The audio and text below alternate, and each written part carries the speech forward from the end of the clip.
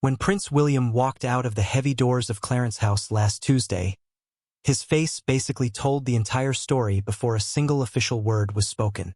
That is the exact moment you know this isn't just another routine briefing about scheduling, upcoming charity engagements, or holiday logistics. For months, the palace has spent millions in PR capital projecting a very specific, ironclad image of King Charles, a monarch powering through a severe health battle with absolute determination and grace. And honestly, for a long time that image was working flawlessly. The public appearances continued on schedule, the official statements stayed incredibly measured, and the whole royal operation ran like absolutely nothing was wrong. But then this specific meeting happens. It was called together with what palace insiders are quietly describing as unusual urgency. And suddenly, that careful, bulletproof narrative starts showing massive, undeniable cracks. The thing that genuinely gets me is who was supposedly locked in that room. We're not talking about low-level press secretaries and social media managers strategizing a tweet. Leaked reports say senior royal advisors were present, top-tier medical specialists were brought in, and Prince William was sitting at the head of the table. When William finally left that meeting, multiple veteran royal observers noted that something in his fundamental demeanor had shifted completely. He looked exactly like a man carrying a weight he didn't have an hour before. William has spent decades perfecting the composed, untouchable public face. He is a master at it. So when the people who watch him for a living say he looked different, that is a detail worth paying serious attention to. The utter secrecy around this gathering is honestly the first glaring red flag. According to deep palace sources, aides were instructed to keep all details tightly controlled. Basic questions went completely unanswered. Casual conversations in the hallways got cut short, and even experienced palace staff who've navigated crises for years were left totally in the dark. That is not normal operations. The palace is a highly calibrated machine built on careful communication and structured, predictable planning. Information usually flows through very clear channels. So when that massive machine suddenly goes dead quiet, it suggests the topic was so incredibly sensitive that they couldn't risk even a whisper leaking before final decisions were locked in. The calculation clearly changed in that room, and the usual playbook was thrown out the window. But that wasn't the whole story. What is truly fascinating is how rapidly the attention shifted from the ominous meeting itself to what it actually means for Prince William's immediate future. William taking on more visible public responsibilities isn't exactly breaking news. Anyone following the royal beat has noticed him stepping up to the plate, but insiders are now whispering that this period marks a fundamental, structural shift. He is no longer just standing in for his father at ribbon cuttings. He is actively becoming involved in the heavy, constitutional conversations that usually belong exclusively to the sovereign and his most trusted advisors. We are talking about actual strategic discussions regarding the long-term survival of the institution. Meetings that were once categorized as distant, future planning sessions now apparently require his direct, daily involvement. Decisions that used to be viewed as next-decade problems are suddenly demanding immediate answers. That is a massive acceleration in pace, and it did not happen gradually.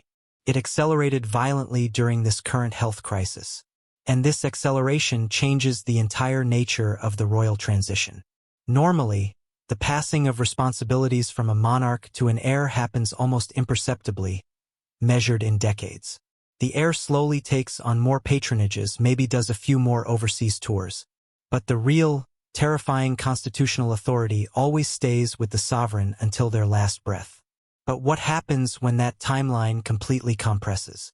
What happens when gradual transition turns into a rapid, emergency handover? That is the terrifying question nobody inside Buckingham Palace wants to answer publicly. William isn't just preparing to be king someday in the distant future anymore. He is preparing to carry responsibilities that might arrive years before anyone planned. And that preparation is happening right now in real time with massive consequences. And the pressure of that reality is starting to show. The psychological tightrope William is currently walking is almost impossible to comprehend. You have a son watching his father go through something intensely painful and unpredictable. That is a brutal reality for any family to face. But on the exact same token, You have the future King of England who knows absolutely that the stability of a 1,000-year-old monarchy cannot be left to chance or uncertainty. Those two realities, the grieving son and the calculating heir, do not fit together neatly. Sources close to the prince say he understands the terrifying significance of this moment completely, even as he desperately tries to remain focused on supporting his father personally. That dual pressure reportedly shapes every single discussion happening behind closed doors.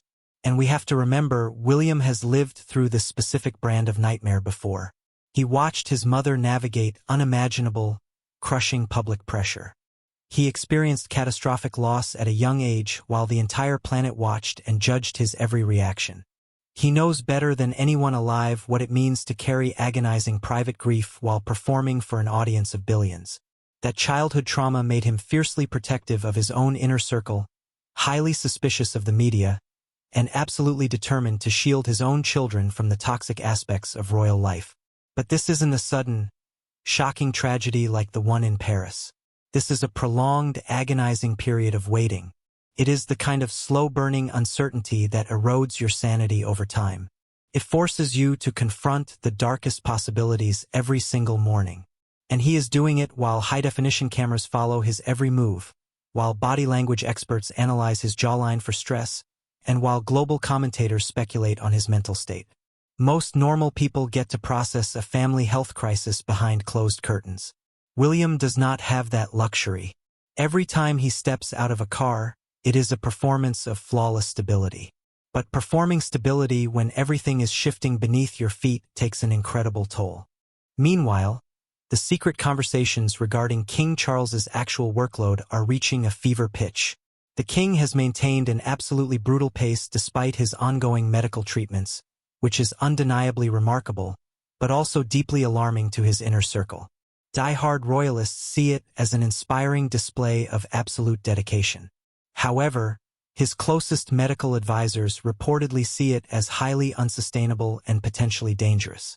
They are apparently locked in intense debates about whether certain heavy duties need to be aggressively reduced or redistributed to other working royals. But this isn't just about canceling a few hospital visits. When you are the reigning monarch, the math gets complicated fast. A vast majority of his obligations are not optional PR stunts. They are strict constitutional requirements. The sovereign must sign specific legislation, must hold weekly, highly confidential audiences with the Prime Minister, and must perform the exact ceremonial functions that keep the British government legally operating. You can easily hand off a charity gala to the Duke of Edinburgh. You can send Princess and to cut a ribbon in Scotland. But the core constitutional mechanics can only be executed by the king himself. So, the frantic whispers in the corridors aren't just about workload management. They are about sheer physical capacity. Can a king undergoing aggressive therapies continue to perform the essential functions of the state without entirely compromising his recovery? And if the heartbreaking answer to that question becomes no, what exact mechanism is triggered next? These are no longer hypothetical boardroom exercises. These are cold, hard, practical questions being asked by the people whose literal job is to ensure the crown survives, regardless of who is wearing it. And the emotional fallout of those questions is devastating. Beyond the cold protocols and the heavy crowns, you have the actual human beings who have dedicated their entire lives to serving Charles. These are the senior aides, the private secretaries, and the loyalists who have navigated decades of scandals, divorces, and public relations disasters right by his side. They waited 30 years for him to finally take the throne. And now, they are the ones forced to plan for a reality where he might not be able to fulfill the role they spent their careers preparing him for. The atmosphere behind the velvet ropes is reportedly a toxic mix of high-wire tension and deep, personal heartbreak. Strategic planning for the survival of the state is one thing, but drafting the paperwork for the potential decline of a man you deeply respect is a different kind of nightmare. Nobody in that building wants to imagine a shortened reign.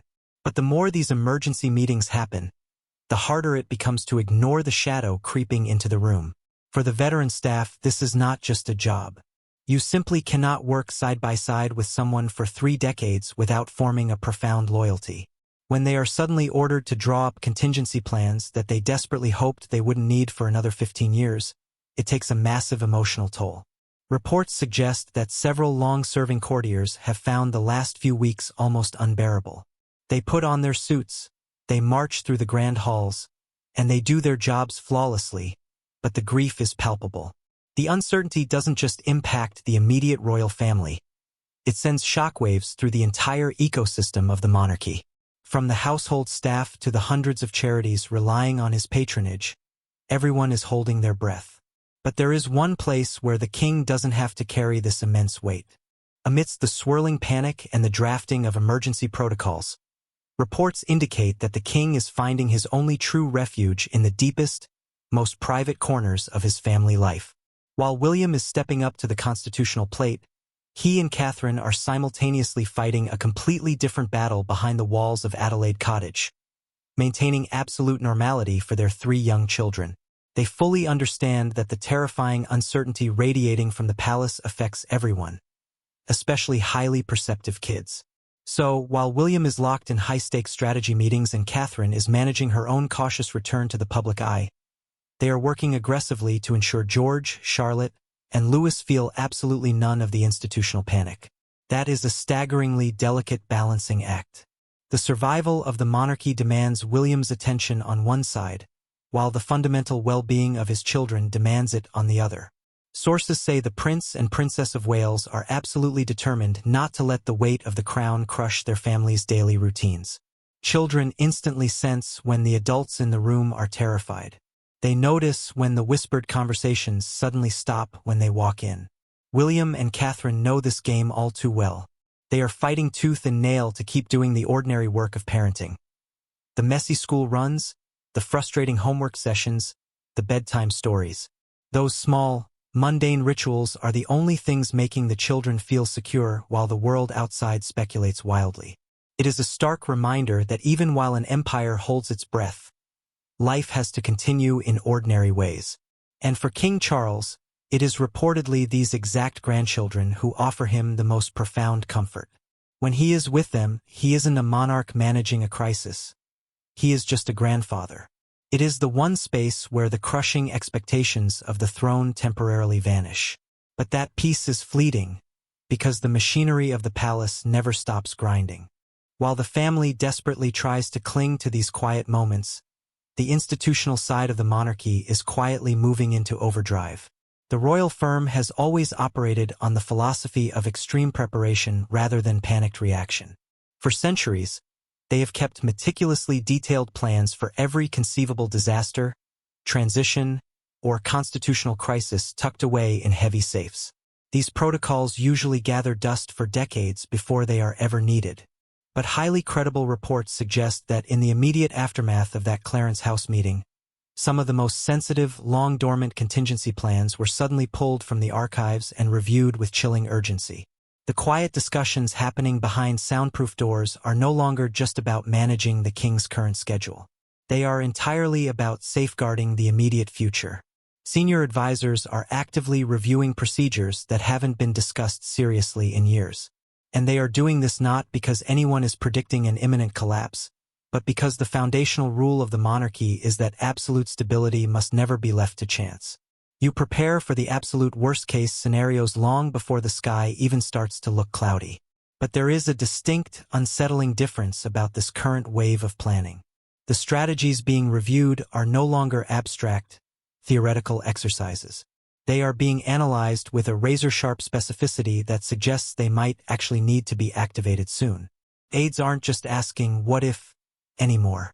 They are asking exactly what specific legal adjustments would be required if scenario A, B, or C occurs next month. What precise communications need to be drafted? Which constitutional levers need to be pulled? These are highly detailed, incredibly grim questions. And the fact that they are being debated with such intense focus reveals exactly how seriously the inner circle is treating this crisis.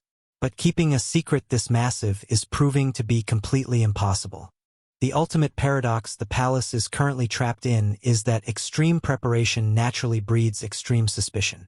You simply cannot quietly review high-level succession protocols, lock senior medical staff in rooms with the heir to the throne, and expect the global media to just look the other way. The palace has desperately tried to counter the growing panic by coordinating their public messaging with surgical precision. Every single statement is focus grouped, every public appearance is staged to project strength, and every photo op is designed to calm the markets. Officials know exactly how fast a rumor can turn into a full-blown crisis of confidence. But that delicate balancing act is rapidly collapsing under its own weight. The palace is attempting to pull off an impossible magic trick. They are frantically preparing for catastrophic possibilities internally, while completely denying those same possibilities publicly. And in the massive, glaring gap between what the palace is actually doing and what they are officially saying, wild speculation is breeding like wildfire. This isn't necessarily a failure of their PR department. It is simply the unavoidable reality of the situation. You cannot be completely transparent about emergency contingency planning without sparking the exact mass panic you are trying to prevent. So they choose total discretion. They accept that the tabloids will run wild. They focus solely on what they can actually control, ensuring that no matter what happens next, the crown remains secure. But the cracks in the glass house are getting too big to ignore. The sheer intensity of these secret preparations sends a deafening signal to anyone paying attention. It tells the world that the situation has officially moved past the phase of manageable uncertainty. The tectonic plates of the British monarchy are shifting right now, beneath our feet, and the future has already arrived.